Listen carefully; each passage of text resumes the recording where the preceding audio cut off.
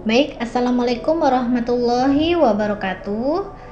Di sini Ibu akan mengajarkan bagaimana cara mengisi dan membuat pelaporan SPT pajak online atau SPT orang pribadi tahunan, yaitu dengan menggunakan formulir e-filing 1770S ya. Di mana langkah pertama kita di sini kita harus mempersiapkan dokumen pendukung yaitu 1721A1 itu untuk karyawan atau pegawai yang bekerja di perusahaan swasta, dan 1721A2 itu untuk karyawan atau pegawai yang bekerja di instansi atau di pemerintah ya, seperti PNS ya. Dan ini contoh bukti potongnya seperti ini. Nah, kemudian langkah selanjutnya kita harus mempersiapkan daftar harta kita seperti tabungan, deposito atau tanah dan bangunan. Kemudian daftar hutang juga apabila kita memiliki hutang ya, seperti cicilan ya. Nah, kemudian yang kita harus persiapkan yaitu daftar tanggungan keluarga. Kemudian ada bukti pembayaran zakat atau sumbangan yang kita keluarkan atau kita terima dalam setahun itu, ataupun dokumen terkait lainnya.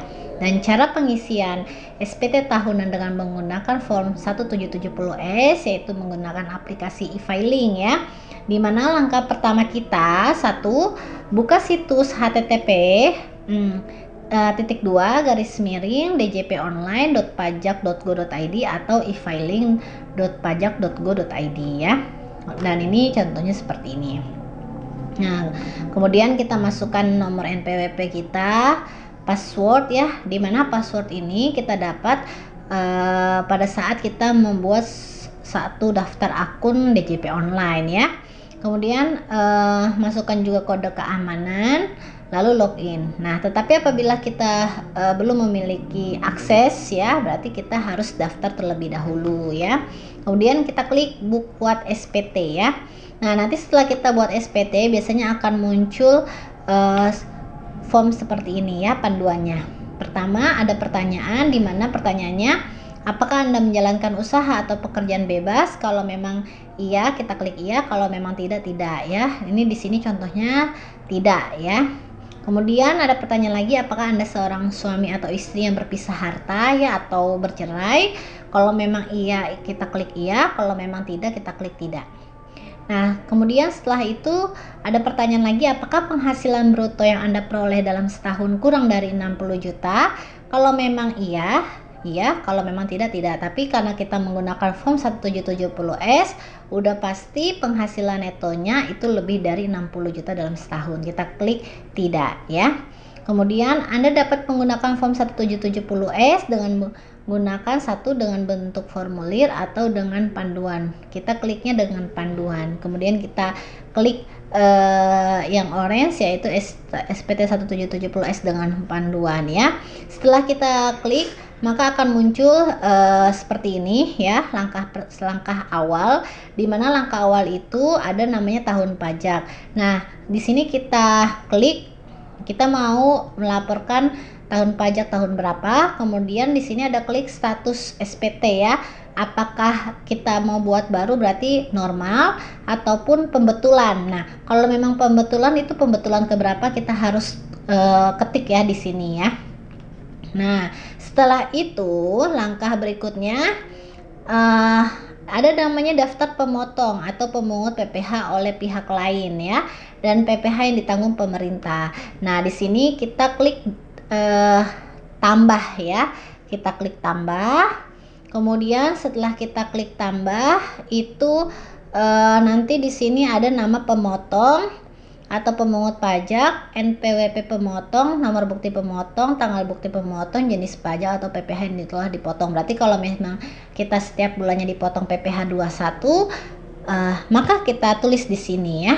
Nah, bukti potong ini biasanya tertera di lembaran 1721A1 maupun A2 ya. Kita di sini kita masukkan. Nah, kemudian langkah selanjutnya nanti akan muncul seperti ini ya. Ini adalah contoh pada saat kita pengisian ya. Jenis pajak, NPWP, kemudian nomor bukti potong, kemudian ada tanggal bukti potong juga ya, tanggal bukti pemotong ya.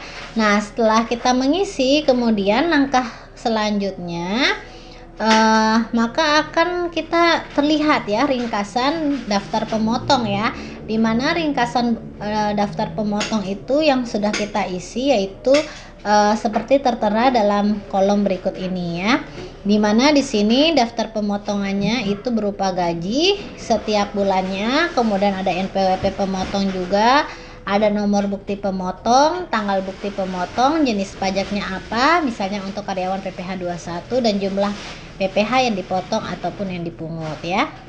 Nah, kemudian kita klik langkah berikutnya.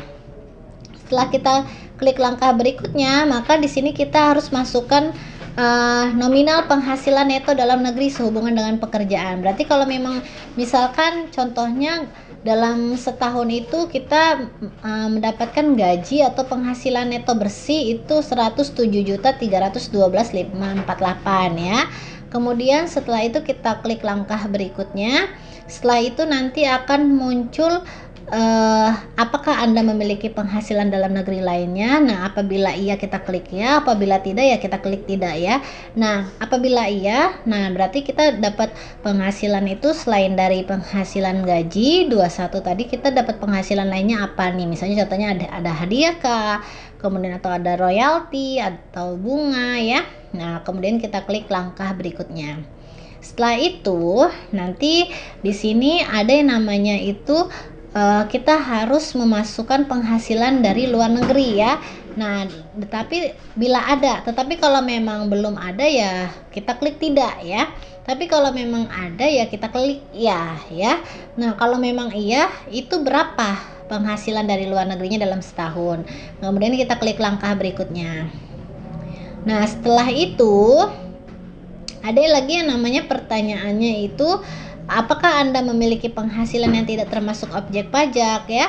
Contohnya itu misalnya kita mendapatkan warisan, maka kita klik di sini, kita ketik di sini 10 juta. Ini contohnya ya.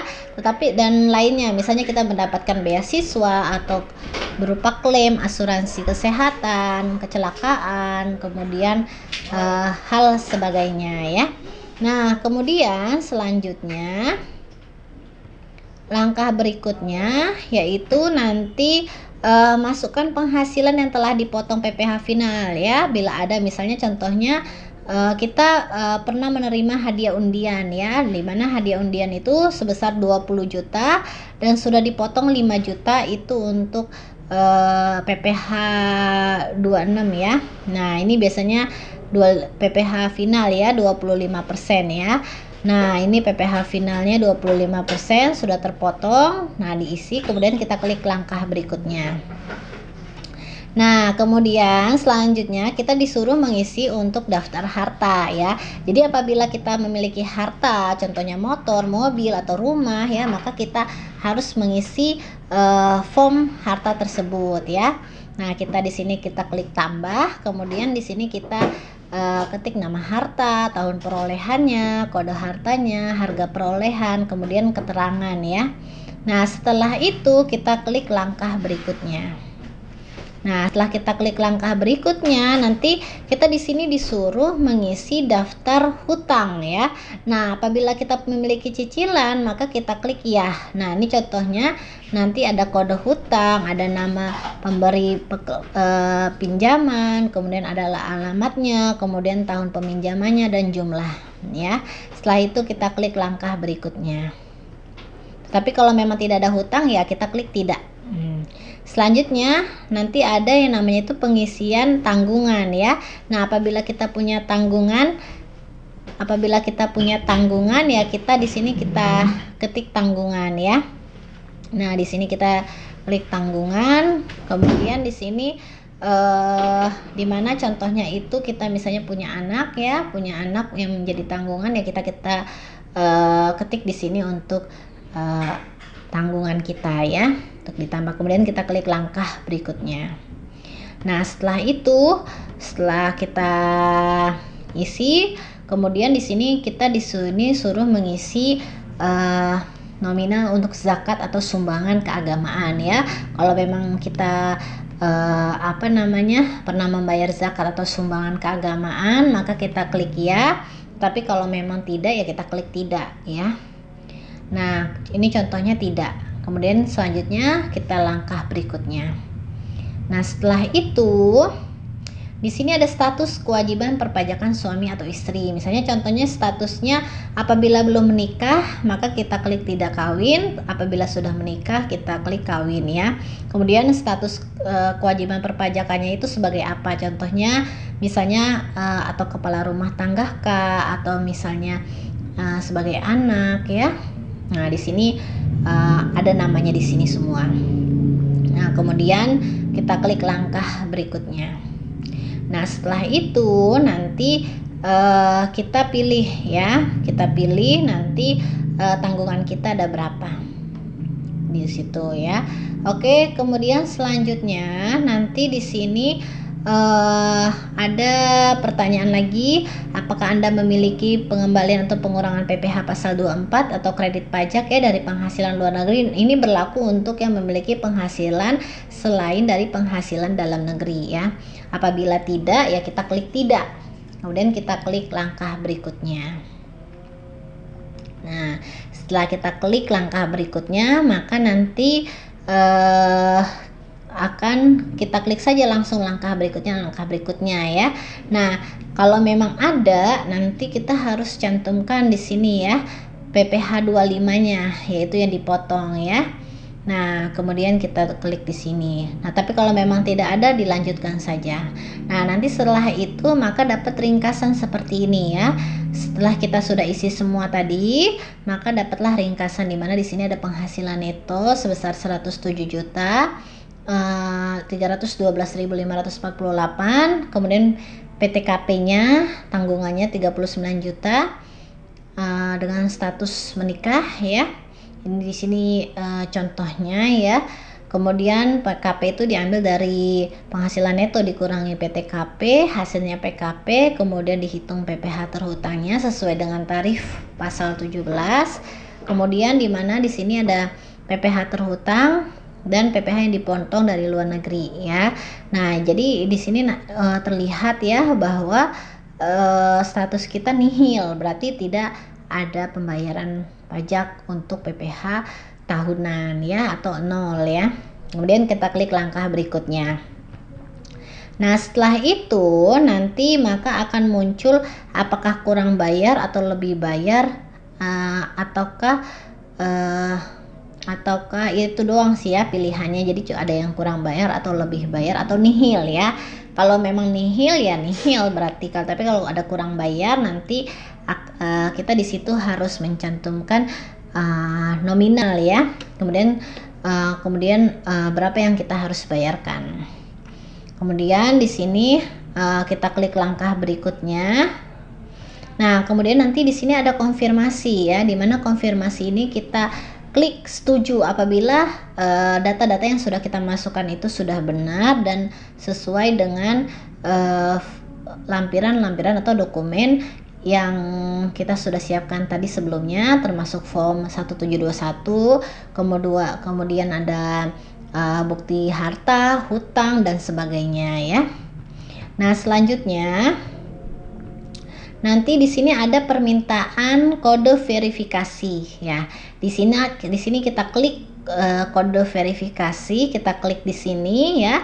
Nah, nanti kita di sini ada namanya itu konfirmasi apakah kita mau dikirimkan ke email atau nomor handphone ya.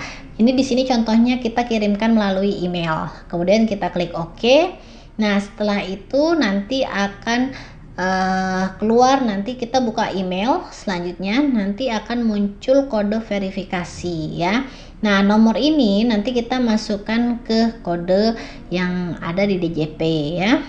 Oke, kemudian setelah itu maka kita sudah mengirim, nanti maka kita akan mendapatkan email kembali di mana email tersebut adalah bukti penerimaan bahwa kita sudah melaporkan SPT tahunan orang pribadi 1770S. Oke, mungkin itu yang bisa Ibu sampaikan terkait dengan bagaimana cara membuat dan melaporkan SPT tahunan orang pribadi dengan menggunakan 1770S ya. Apabila ada yang ingin ditanyakan, dapat ditanyakan ya secara langsung, dan di sini diharapkan dapat bisa langsung dipraktekkan dengan menggunakan DJP online dan menggunakan user ID yang sudah dibuat dengan nomor NPWP yang sudah dibuatkan sebelumnya ya. Nanti mohon dipraktekkan, nanti apabila sudah dipraktekkan nanti bisa diinformasikan ke Ibu. Oke, terima kasih banyak yang tentang materi kita pada hari ini. Kurang lebihnya Ibu minta maaf. Wabillahi taufiq wal hidayah. Wassalamualaikum warahmatullahi